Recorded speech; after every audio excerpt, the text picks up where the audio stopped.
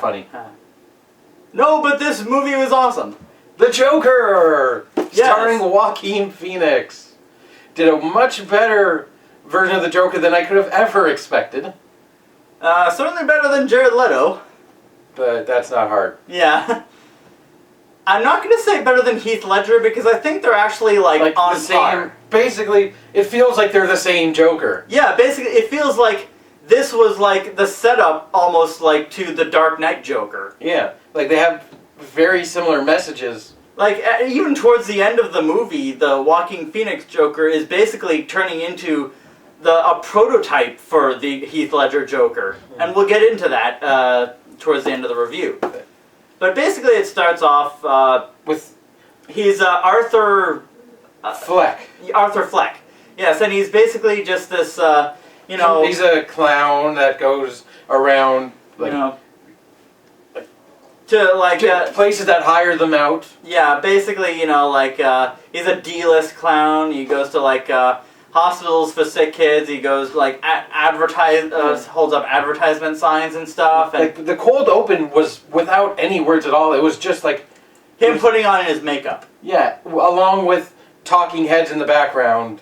Basically, the daily news. Yes. The 24/7 news channel, just talking about stuff going on in Gotham. Yeah, talking about you know, garbage. it was basically, and these what they're calling super rats. Yeah, and that basically right off the bat, the news is just setting up that Gotham is kind of falling apart. Yeah, and it did also set a good tone where it had like the immediate opening had no dialogue, just music, like.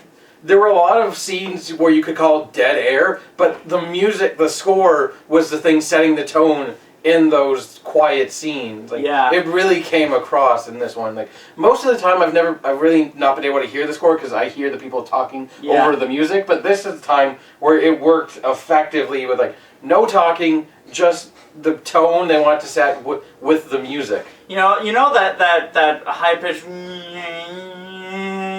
part of the Joker's theme from The Dark Knight. Now imagine that, but it's the entire score and amped up to 11. Yeah. That's the score of this movie. And it paints the picture, the idea in your head, that the music is coming from his head. Yes. It makes it sound like that's the music he's listening to, but it also works so well for the scene. Because it's not just like a score, but there's actual like songs in the movie too that he's thinking in his head. Also, I should mention the time period. It doesn't. I don't think it outright states when it takes place, but it's implied to, I think, late 70s, early 80s. But I could be wrong, but the feel of it is late 70s, early 80s. But also a very realistic take on today. Yeah, well, the thing is, the late 70s and early 80s had a very similar problem in the U.S. at the time to that. Like, there were riots, there were... You know, cities falling apart, like Detroit, for example. That's what RoboCop was based off. Yeah.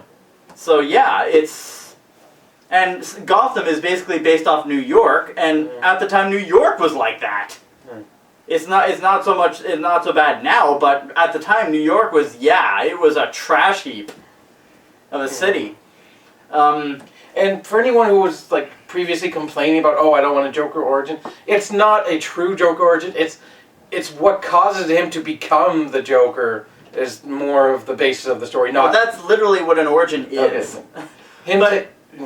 But what we can justify it with is since the Joker is, there's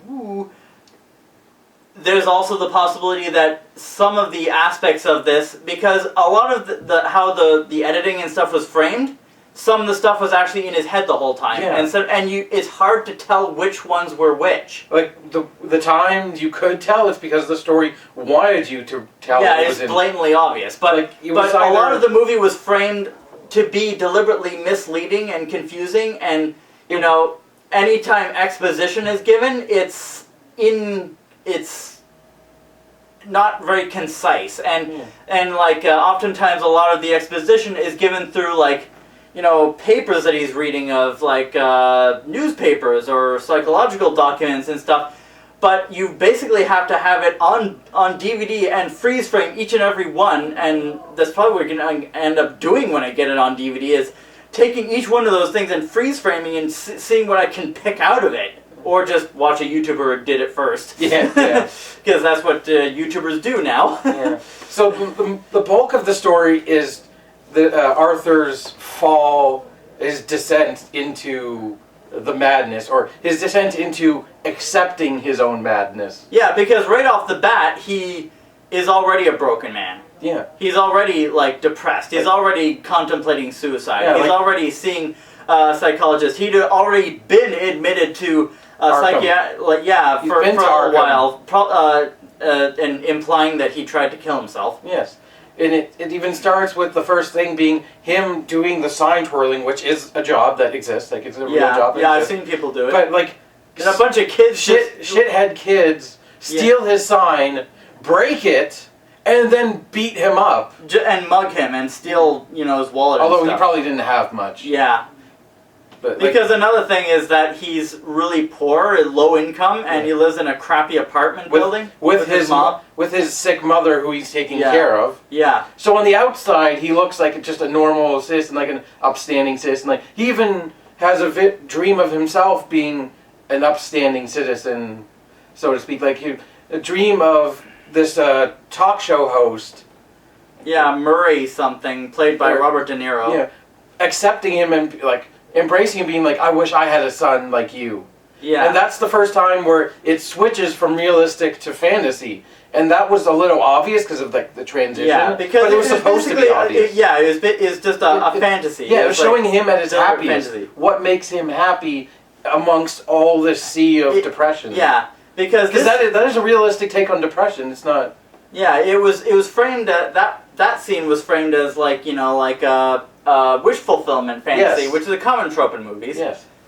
But other scenes we'll get to are not wish fulfillment fantasies in that same deliberate, conscious, daydreaming way. They were more subtle and to the point where it wasn't obvious until the break from the dream that it became that it was shown that was a dream.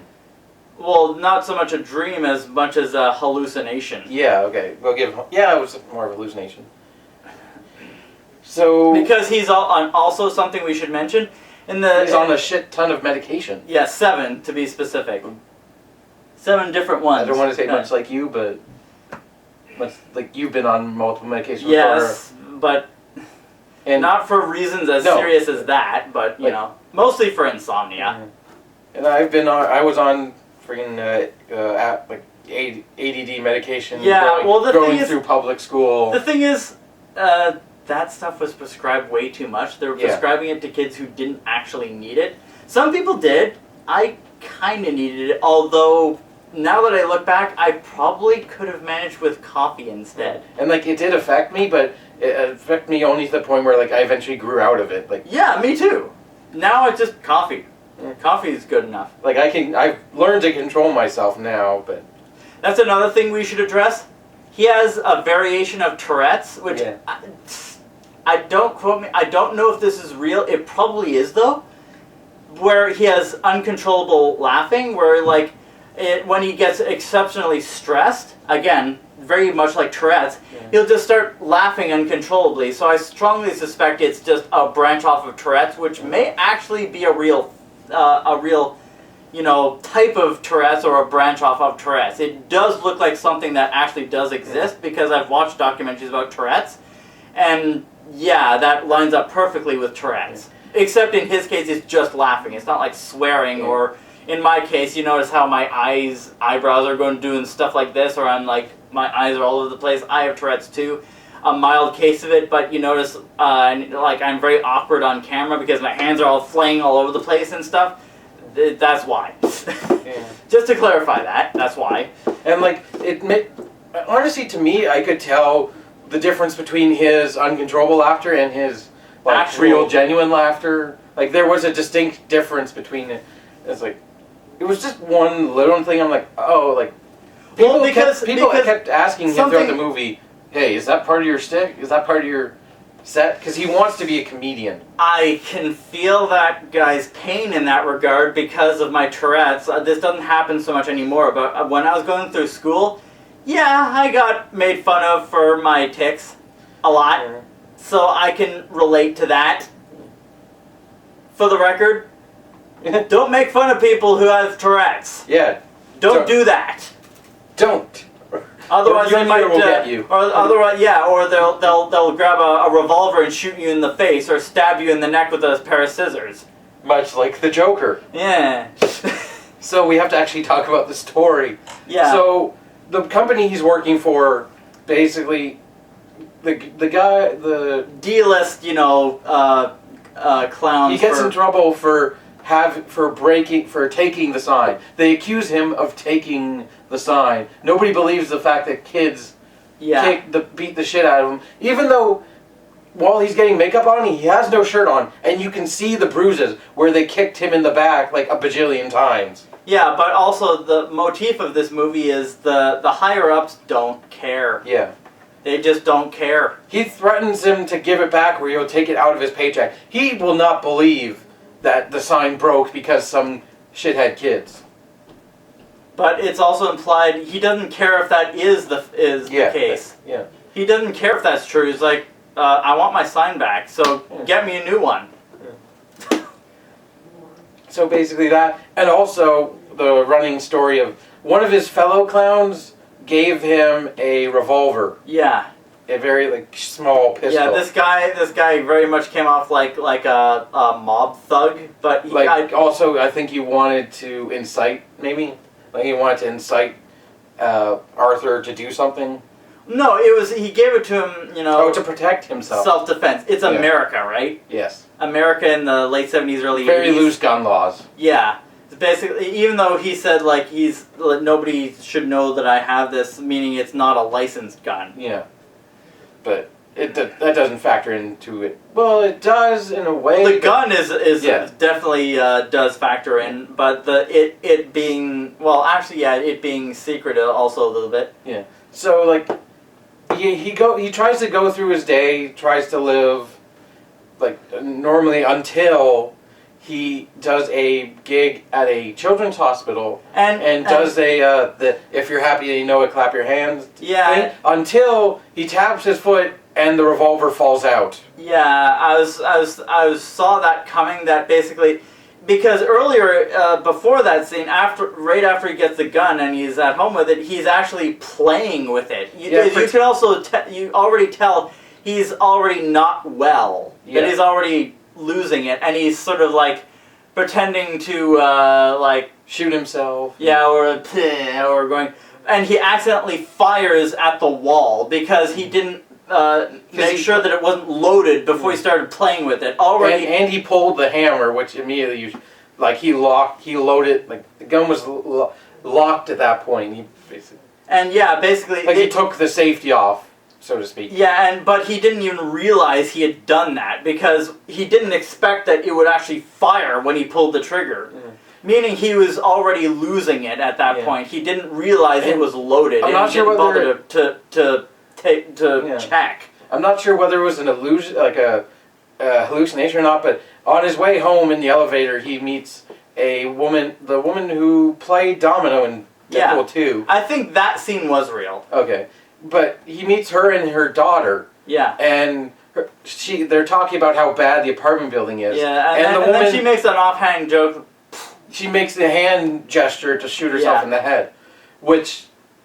this was just after the Joker was, he was given his gun. Yeah. So he's he responds in kind of jokingly, but at that point, later, that's pivotal later to one of the, his hallucinations. We'll get to that. But yeah, so much in this movie. I don't know if we can cover it all. Yeah. So then, after he gets fired for the gun, the whole movie he has to take the train home. It's made obvious that he doesn't have enough money for a bike or a car or anything. Neither do we. No. I mean, I have a bike. Oh, well, right. Okay, but... I mean, he doesn't have another form of transport. Well, the thing is, Gotham is a huge freaking city, so he wouldn't be able to bike home. They would be too far. Yeah. So he takes the train, and one night it's empty, and after he got fired, so he's still wearing his clown makeup and headgear, and these three snooty uptight college students, rich college students, yeah. start kind of harassing a fellow passenger on the train. Yeah, woman like throwing French fries at her, like, come on, I'll offer you a French fry. Yeah. Like, you want a French fry? Like, don't ignore him. He's being nice to you. Like, they're obviously being a bit dickheads. Yeah, sexual harassment. Yes. So she walks away, and he just starts uncontrollably laughing because the tension. yeah, and they see that and go, "What's so funny, fucker or asshole?" They swear, and they call him an asshole. Yeah.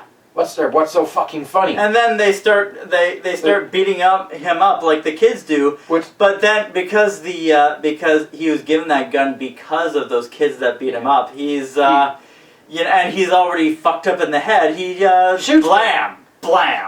Yeah, he shoots one. You don't even really like see him pull out the gun. All you see is just bam, and he falls back and like blood splatters on him. He has zero response. He's like, bam, like he doesn't respond. He doesn't freak out of shooting them, and then he shoots the other one. But the third one, who had the fries, tries to get away. As he's already been shot in the leg, so he's limping. And then he just follows him. Like they play a little bit of cat and mouse with the train doors. And then basically when the guy is trying to climb the stairs but can't because of the broken leg, he just shoots him. Yeah, and runs just pulls a Terminator like just several rounds more than until he runs out of bullets. Clip. Yeah, like overkill, like the Terminator. And then he ran home. At that point, he was a little freaked out of what he did. But it didn't keep him freaked out for long because he, as it's all over the news now and stuff, and there are people actually, since those guys were notoriously prick kind of people, they're actually it's starting to They turned it into a political message. Yeah, the first embers of the riot, vigilante violence against the rich. Yeah, is starting to bubble up, and people are actually starting to wear clown masks and clown makeup. We have to talk about the other big thing. Thomas Wayne is running for mayor in this universe. I played this city like a harp from hell. Not quite that over the top. He's not. And there's not an over the top. Thomas Wayne is heavily intersected with Arthur Fleek because his mother, Arthur Fleek's mother, Penny, I see what you did there, worked for Thomas Wayne about 30 years previously, and she just keeps writing to him hoping he'll help. Yeah. And he has a whole story of, I'm like running for mayor on the premises that he's going to help everyone. Well, more realistically, he's like only out for himself. He's basically like a Lex Luthor prototype. But with hair. Yeah. But basically more like real politicians. Yeah. An archetype of real asshole politicians who put on like this friendly face for the public, but behind the scenes they're just assholes. Yeah. So the whole movie, like, it keeps going. I'm trying to remember. So much happens. Yeah. Like, probably won't get to all of it. Like they're investigating, but he's also at this point he has the hallucination where he gets home and opens the door of the woman he met and just starts making out with her. They just start kissing. Yeah, but we don't know it's a hallucination. Yeah, we don't. We actually got caught off guard. Yeah, we got caught off guard, by the way, because it wasn't until way later in the movie did we realize that was a hallucination. Like, he went on a date with her. They went to donut shop. There was also a very subtle physical transition for Arthur. Like, he started the movie very weak, and like you could see his ribs, and like he was very skinny. He was malnourished. But by the end, he's kept like it was obvious that he was putting back on muscle because he was like happy again. Like, he was doing things, like, improving himself in a really twisted way. And eating, yes. Yeah.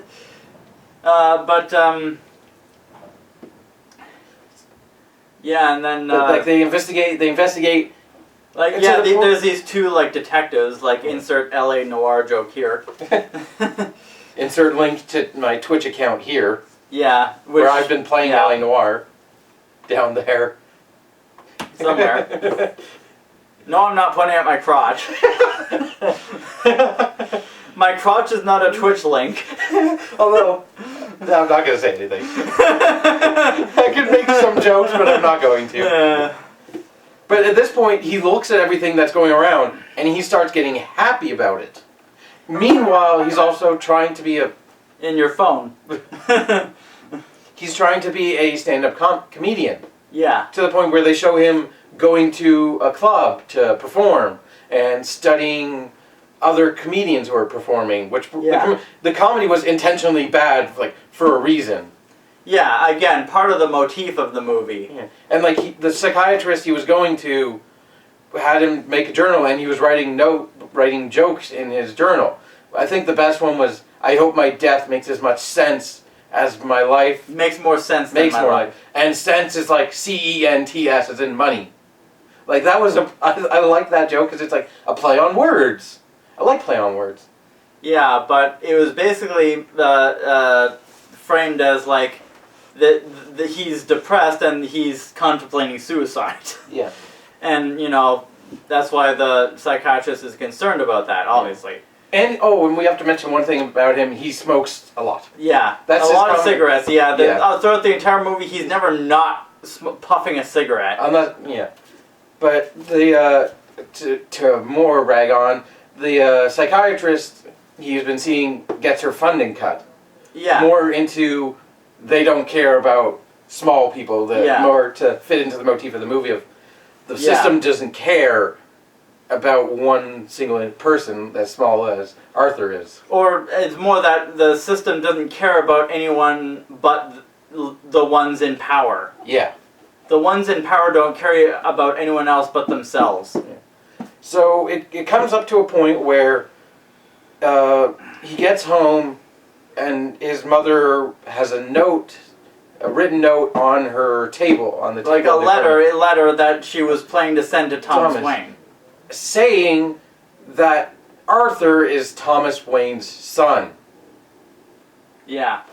That basically, that Thomas had an affair with her while she was working with him, and that basically saying she left to have the baby, or Thomas just didn't want anything to do with her. Yeah. So this inspires him to go see Thomas. Basically, he sneaks into not Wayne Manor. Yes, Wayne Manor movie theater. No, the movie theater was first. No, it was Wayne Manor was first. Yes, it was Wayne Manor. Yeah. Right up to the front gate where he met a young Bruce Wayne.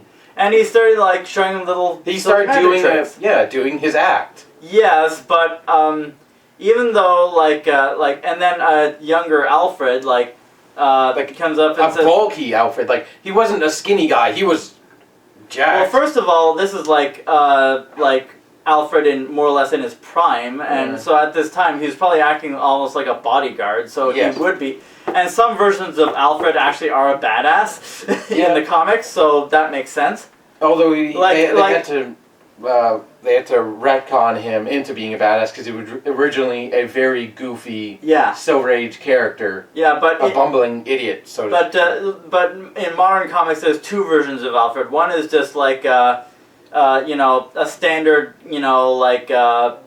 somewhat elderly butler. Could I encourage you to pack a sandwich? And then there's the other kind, which is he's a military vet. Yeah. Military veteran. Or spy or... Because the Pennyworth, I think Netflix show was him, or some kind of Pennyworth show of him as a James Bond. Basically, retired badass. Yeah.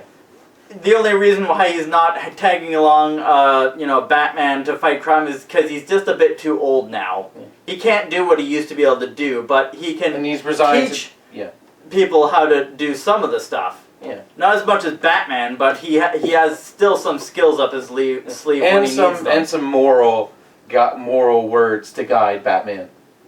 And some, why don't you have a girlfriend yet? Yeah.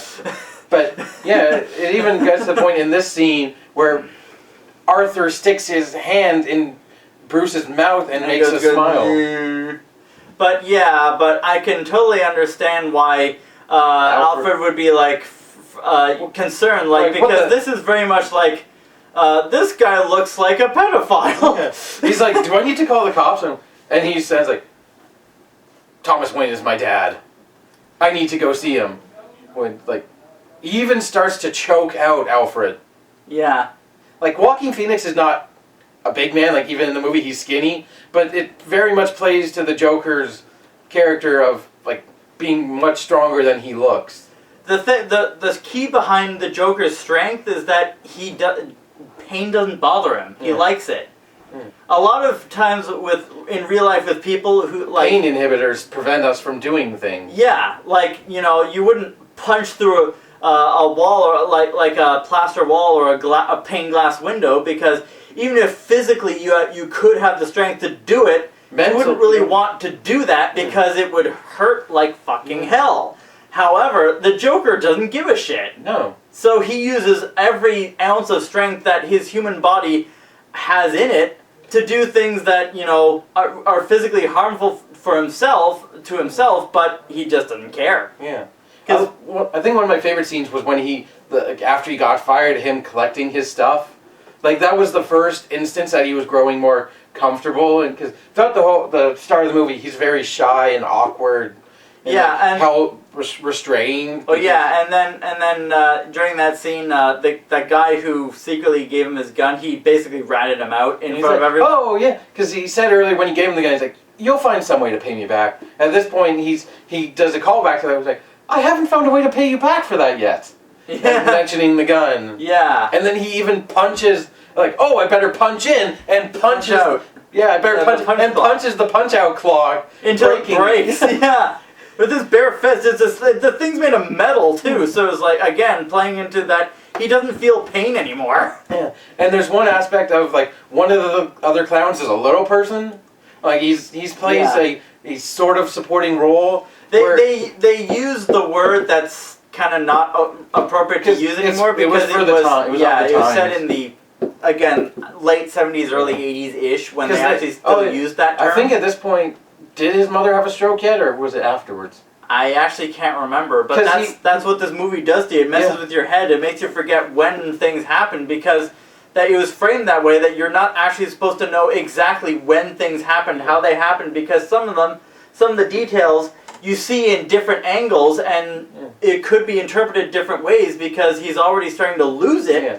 So it's left ambiguous. Some specific details of the movie, what actually happened and how it happened. So in this scene, the big guy walks up to him along with the little person. And like because the cop detectives were interviewing us, looking for you, and the little person's like, because I think he has like a Scottish or an Irish accent. Yeah. I think he's probably an Irish because stereotype. But he's like, why did they interview me? He's like, because they were looking for a normal person. If they were if they were looking for a fucking little person, you'd already be in jail. No, this was actually later when they came to his apartment. No. Yes, they came to his apartment, yes, but this is later in the movie. The scene where they were talking was earlier when he was. No, it wasn't. Yes, it was. It was when they confronted him in his apartment. No, that was a completely different. No, it wasn't. Yes, it was. No, it wasn't. Because all it was him saying we have to have our story together. The little person didn't say anything in the apartment, besides scream at the murder.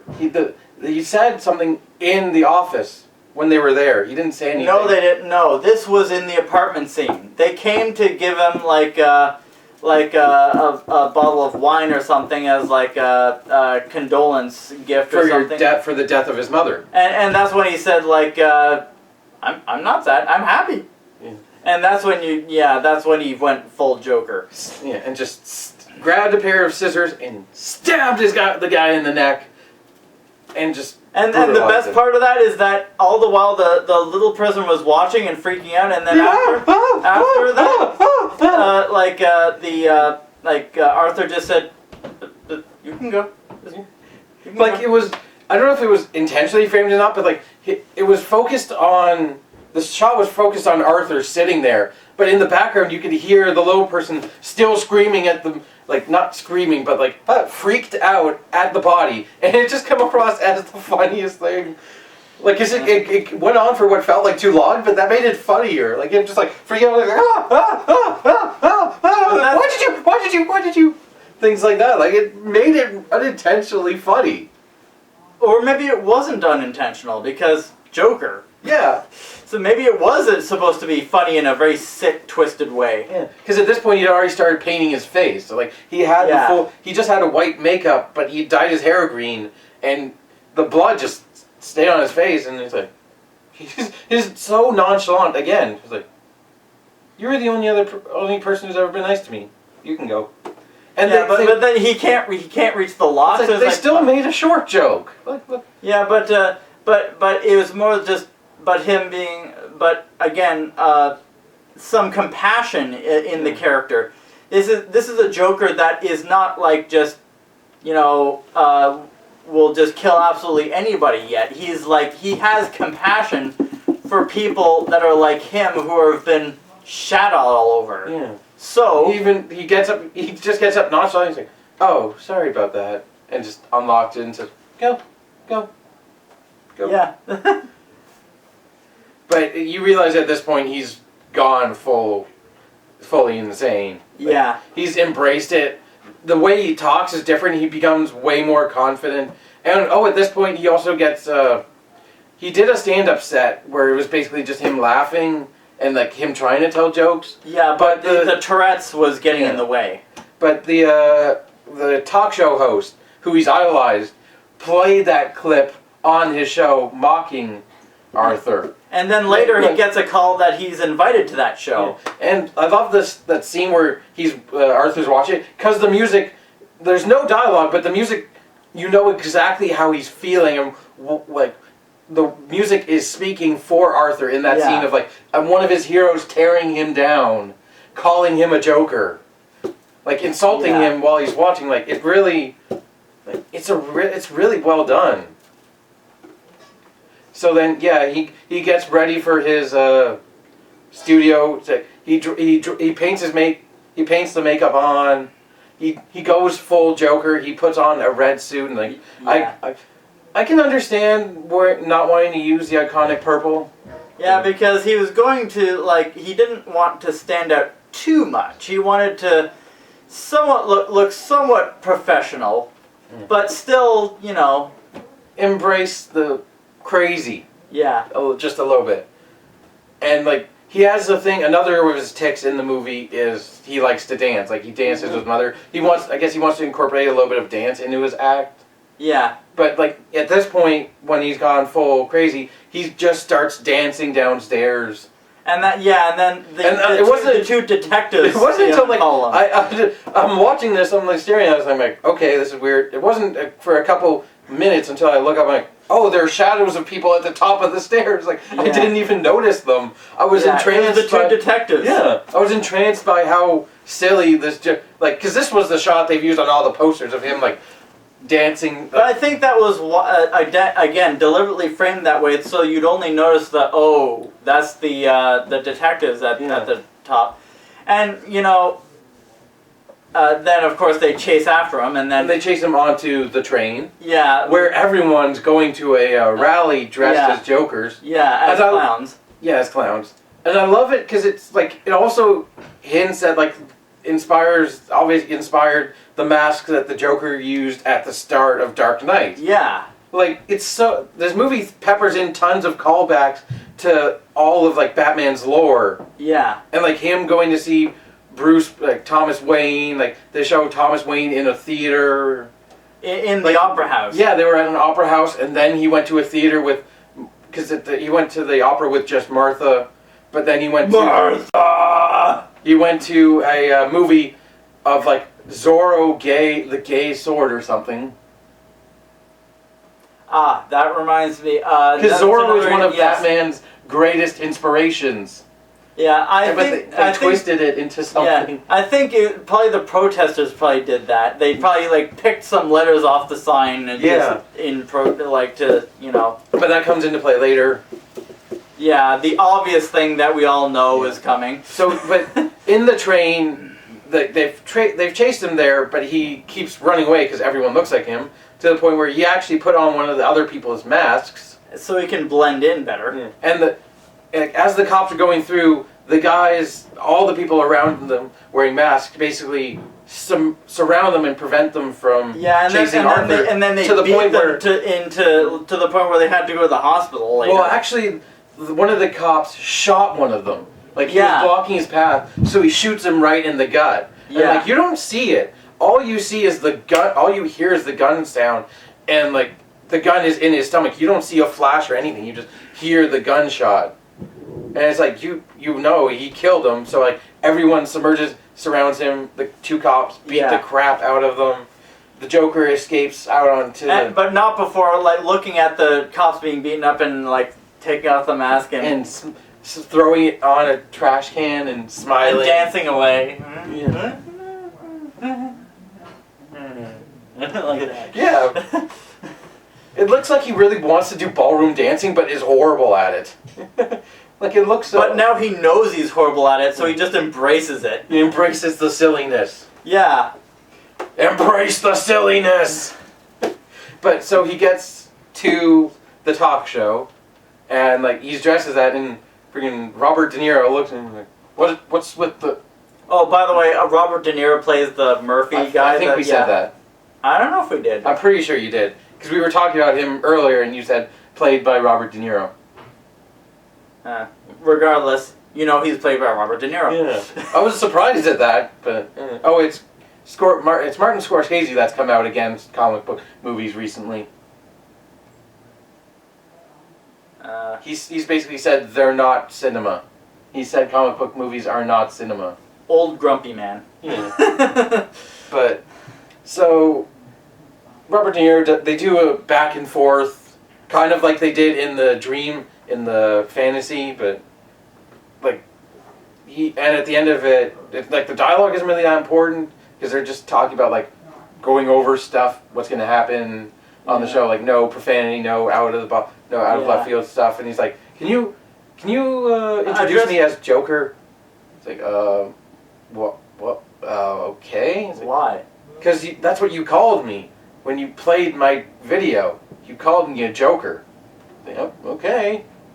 It's very reminiscent of, like, in The Dark Knight, the origins of Two-Face's name. Like, remember what they used to call me back at whatever it was? I don't know. Say it! Say it! It's Two-Face. Harvey Two-Face. It's very reminiscent Well, that's of because that. Harvey has split personality disorder as well. Not in The Dark Knight he didn't. No, but canonically in the comics he has split personality Some disorder. Comics. Yeah. Some. But And in then The there's Dark Knight, one it wasn't. face. My arch enemy, one face! Yeah, no, thankfully no one face in this. But this wasn't that kind of movie. But no, but like just a bit of an aside there. Yeah, the Harvey Dent's fall into Two-Face was like sort of like a miniaturized version of this. This movie was basically like that story arc, It's but expanded into like a whole. It's like because Joker wants him to fall like he did. Yeah. Because Joker fell, so it's like anyone can fall, and he picks Harvey Dent to fall into madness because Harvey Dent is the symbol. Yeah, of the White Gotham. Knight. Yes. Gotham's White Knight. The thing that will purify Gotham City and lead it into success, so to speak. Yeah. And he wants to ruin that, like the city ruined him. It makes too much sense. Yeah. Okay, so he finally gets on stage. The first thing he does is kiss the woman who was just being interviewed. Yeah. Like full on. Yeah, she looks kind of like Betty White, but I don't think she is. No, she wasn't. Because she wasn't a white actress. Pretty sure. No, she. Whatever. I'm pretty sure she had the actress they had was like a darker skin tone. I'm pretty sure. But like she's looking like.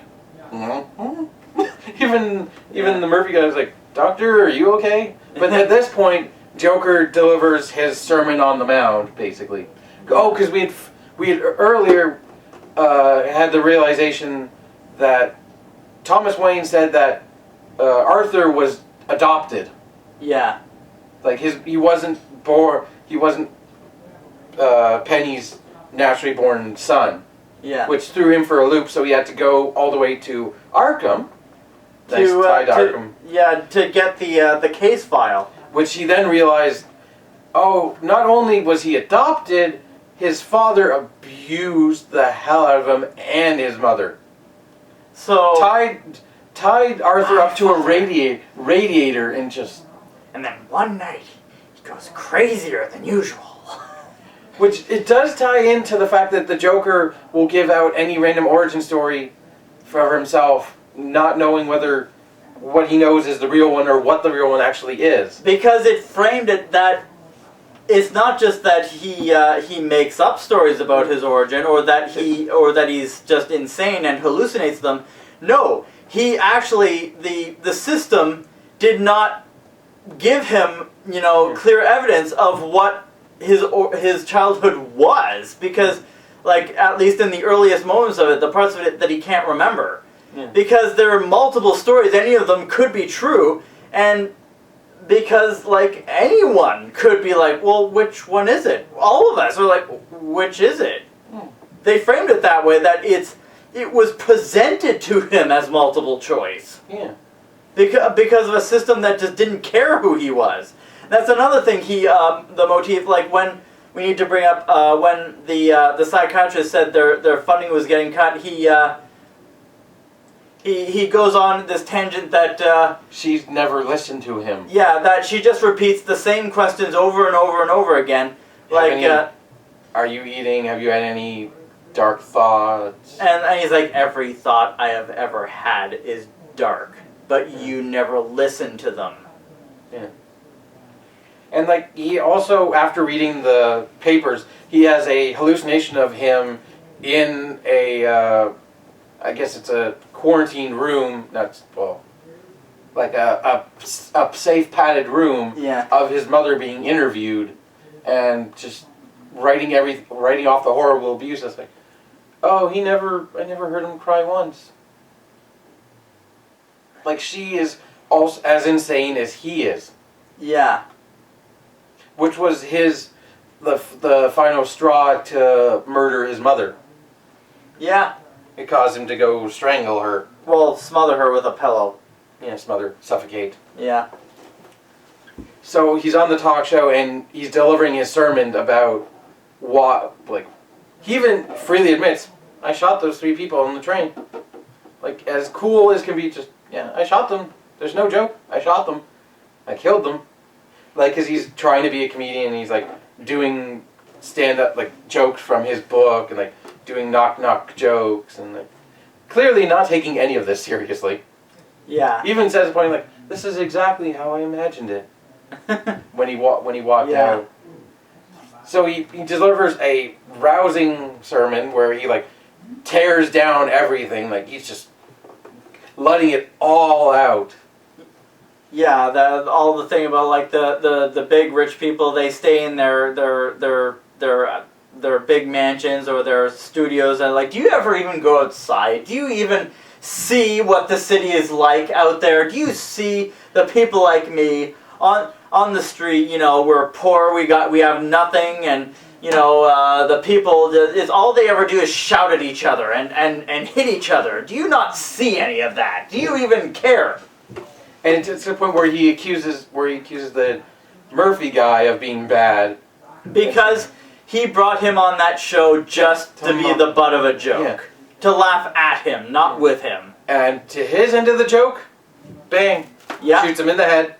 And then he goes up to the camera and just starts going off again. Yeah, but it cuts off before he can say anything. Ah! Yeah, but at that moment I'm very much thinking, the scene from The Dark Knight with the, like... with the shaky word. So then he gets arrested, obviously, and he gets institutionalized. Yes, but before he's actually gets to the asylum, the city is already, because they also saw that was on live TV, that him shooting. So it shows the scene from like one camera perspective, but as it zooms out, it shows tons of other TVs all showing it like somebody looks like a set of monitors all showing it. I created the Matrix. All showing it, and then I don't know if this is like in any way relevant to the story, if it's an Easter egg or something. Easter egg, but they had a commercial for the Energizer Bunny on one screen. I don't know if that's like supposed to be a joke of some kind, or if it's like just I don't know. I'll have to look that up later. Why Yeah. they would have put that in there. So but, then he gets put in a cop car, and they're driving away. but now that those protesters who were originally just gonna hold up signs and stuff, They're now is a full-on Riot. anarchy riot where everyone's just Breaking cars, setting things on fire. loot and burn and slash And one of them drives an ambulance right into the cop car that the Joker is in. Excuse me, I want to drive. Nobody says the Joker, they just call him Joker. Yeah. So Well, we're just... much like in some versions of Batman, he's Batman or the Batman. Yeah. But they treat him as a martyr. They pull him out of the cop car, they put him on on the hood of the car. and let him wake up and... Well, a martyr is someone who's dead. Okay. They treat him as a symbol. Yeah, like a hero or whatever. Yeah. Even though he's obviously not. At best, anti-hero, but even then, not really. That's stretching it too much. No, he's like, it's more like you die a hero or you live long enough to see yourself become the villain kind of thing. But the thing is, he succeeded at making everyone become the villain. Yeah. All of Gotham became the villain. And like everyone's surrounding him as he wakes up and he's looking around at all his people and he just smiles. And everyone's like, yeah! Yeah, and then like he has a bit of blood in his mouth because he was just in a car crash, so you go, Puts the blood. yeah. Because earlier he just had makeup for the full Yeah. grin, like the Dark Knight. Like, Yeah. you want to know how I got these scars? A car accident. Well, technically, it wasn't that wasn't actually given any actual scars by that. Just there's a little bit of blood in his mouth, Yeah, I'm just making references. So then he gets transported to Arkham, insane asylum. Yes. where that same psychologist. No, I think it was earlier. somebody different. No, it was the same woman. It was the same woman. Yeah, it was the same black woman. It was the same one. Yeah. You can quote me on this. It was the same woman. Yeah. She just got reassigned to Arkham to be a psychiatrist in Arkham instead of like a practitioner psychologist or whatever. So she starts interviewing him, and he starts laughing again. And she's like, "Is something funny?" It's just I was thinking of a joke, and she's like, "Can you tell me what it is?" And she's and He wouldn't get it. "You wouldn't get it." But then, so they played an earlier song, like they played an upbeat song earlier Yeah. in the movie, and they played it here again, but this time he's also singing along with it. There's one other thing that we need to address, but you all saw this coming. One of those anarchists, Murdered Bruce Wayne's parents. Yeah, basically they were inside the opera house as this riot was going on. Oh, they were in a movie theater scene. Because they were in opera earlier. They were in a movie theater now. Yeah, like the Zorro thing. Yes. And then they were running he away. shoots Thomas. He rips Martha's pearls just like the...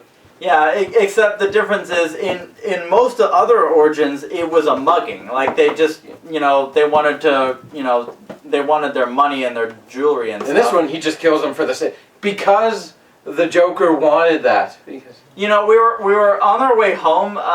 We were trying to think of any memorable lines. That's really, I guess, the only downside of this movie is that because of the way that all the lines are delivered, none of them really stand out. It's well delivered and realistic, but there's no really quotable lines. But there's one that was used twice, and I suppose was kind of, became the catchphrase. The first time, like during that televised, where he said the Joker just blam. Right before he said, as he said that, you get what you deserve. Yeah. And this inspired, the anarchy riot, and then one of these anarchists wearing a clown mask, chases the Waynes down an alleyway and points his gun at Thomas Wayne and says, "You get what you deserve," before shooting them, and not revealing that he was Jack Napier. Because now Jack Napier is a different person, because it's Arthur Fleck, which was a fake name given to him by his mother, his adopted mother. Yeah. He even says, Penny Fleck. I've always hated that name. And that's where, he actually murdered. Well, the Joker murders her and escapes the asylum, leaving bloody footprints as he dances away. It heavily implies that he murdered the psychiatrist. Yes, that's what I'm saying. Yeah. Well, we were just talking about his mother, so... Oh, well, he murdered her earlier. Yeah. But now he's murdering... I said he's locked up and murders the psychiatrist. Who I swear is the same one who was, his, therapist from earlier in the movie. It's the same woman, I'm telling you, it was. And there's also, precedent of why he would have done that because of the earlier scene of him saying, like, she never listens. But, like, it still makes me wonder what he did, because, like, he must have stomped her like the kids had stomped him. Because what else explanation would he have for bloody footprints as he dances along an all-white hallway? And then has a little bit of comical humor where he runs down one way of the hallway, but then runs the other way because somebody starts chasing him. And then he runs back because somebody's still chasing him. Actually, that didn't look like what it was. It looked like this sort of psychological kind of thing where it's like, it's him, but then repeated. It's him again. And then the other way, it's him, and then him again. In the exact same running. Like again, playing into the whole madness kind of thing. Like, he went down the same hall the same way twice in a row. Okay. Almost kind of like, Scooby-Doo sketch with the doors and stuff. Scooby-Dooby-Doo, where are you? Yeah. We've got some things to do. Pikachu, where are you? Smash. And that's how the movie ends. Yeah. No end credits, no mid credits. Yeah. Just ends. One other thing I should mention, the young Bruce Wayne did not get a single line of dialogue in the entire movie. Yeah. Again, something... In like the 2 scenes he was in. Yeah, but he was, like, in a couple of those scenes, he was on, like, screen for a long time, but he just didn't say anything. You'd think he would have said something, but he just sort of, like, blankly stared, like, didn't even make any expressions. Even after his parents were killed, he was just like... I don't know if it's just, like, bad casting for a child actor or what, or if that was intentional or something. Maybe because it's from the Joker's perspective. But yeah, usually like after like all the scenes of when Bruce Wayne's parents are killed, he's like, no, or like he's crying and emotional and like, but this is just like,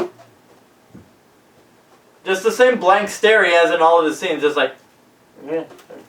I don't know. Overall, I loved it. Holy, like, yeah. I would say on par with The Dark Knight. This Joker is on par with the Heath Ledger Joker. Yeah. I don't really want to say which one is better because they're both just as good. They're like... I'd say like they're 1A, 1B if you were doing rankings, and like Mark Hamill would be number 2 in my head. It'd be like 1A, 1B, and then Mark Hamill. Well, Mark Hamill has the distinction of being the iconic representation of the Joker, as in the quintessential... When you think of the Joker, you usually think of that performance. That's why he's always being brought back for like the animated stuff. But it's that good. Yeah. It's...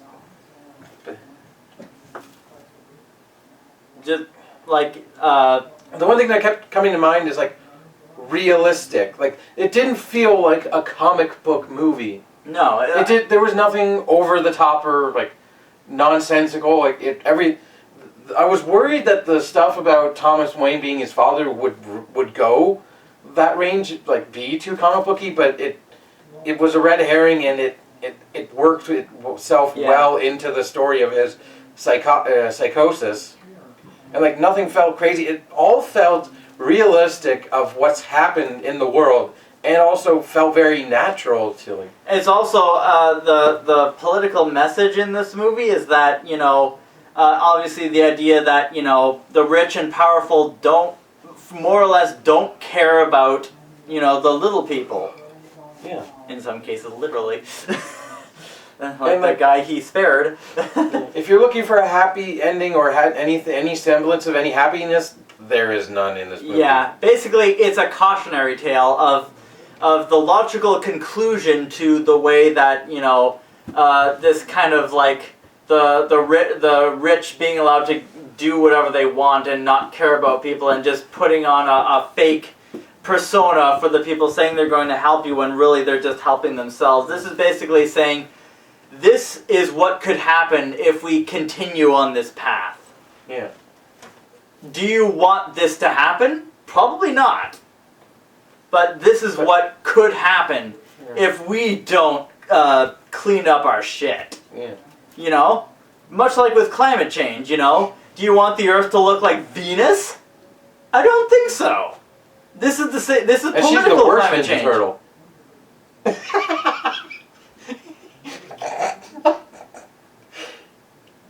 There was a female Ninja Turtle named Venus.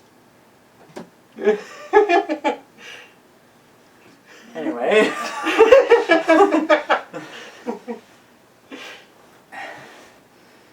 But yeah. It really makes me look forward to what their future is for this, say, soft rebooted version of DC's movies. You know, echoing the comics. Reboots and reboots after reboots. Like DC is famous for their reboots. When something's too good, they reboot it. When it's too bad, they end up not rebooting it.